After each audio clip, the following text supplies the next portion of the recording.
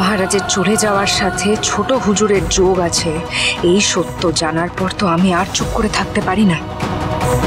আমার এই বৈধব্য, আমার আগত সন্তানের জন্মের আগে পিতৃহীন হওয়া, নাটোরের মহারাজের আসন শূন্য হয়ে যাওয়া, এই সব অন্যায় অনাচার আমি সহ্য করে নেব না মা। যে চক্রান্ত রাজবাড়ির অন্দরমহলে চলছে তাকে সবার আগে সমূলে বিনাশ করে দিতে হবে।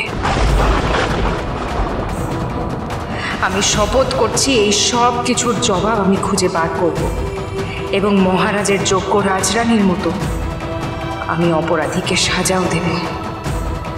আমায় শক্তি দিও মা, এই কাজ যেন আমি করতে পারি। তুমি আমার পাশে থেকো মা। পুজো সম্পন্ন হয়েছে রাজরানী, এবার আপনি প্রসাদ বিতরণ করতে পারেন।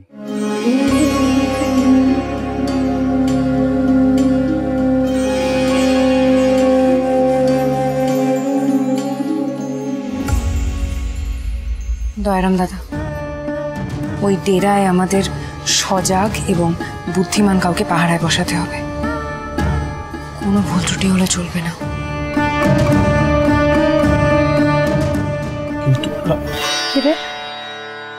কি গুজগুজ ফুসফুস হইতেছে? হ্যাঁ, কি কথা হইতেছে? আমারে কইবা কেন? আমি হইলাম গিয়ে মুখ্য সুক্ষু বেদবা মানুষ, আমি কি বা বুঝি? আমি কেডা? তোমরাই রাজ্য চালাও, তোমরাই হইলা গিয়া মাথা, আমারে কইবা কেন? থাক। কিন্তু দিদি,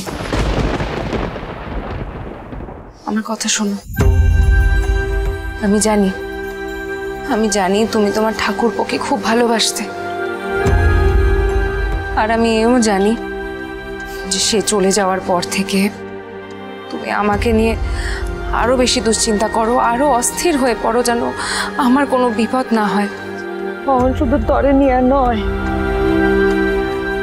তোর শরীরে যে পরানটা বাড়তেছে, হ্যাঁ রে নিয়ে বেশি চিন্তা হয়, বোঝস? আমার আমি দিয়া দেব। দিদি, তুমি চিন্তা করো না, সব ঠিক হয়ে যাবে।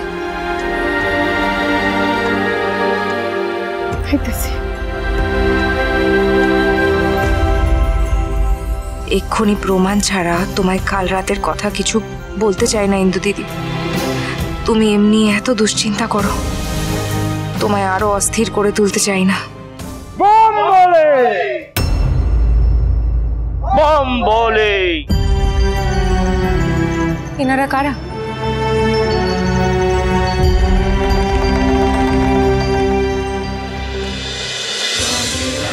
রাজরাজেশ্বরী রানী ভবানী প্রতিদিন রাত 8:30টায় স্টার জলসায় ও জিও হটস্টারে।